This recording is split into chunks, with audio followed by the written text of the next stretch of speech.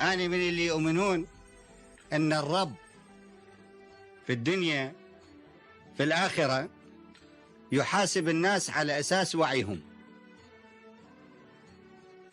أفهم هيك جوهر الدين، وأفهم اللي وعيه ومسؤوليته أكبر يحاسبه أكثر من اللي وعيه أبسط ومسؤوليته أقل.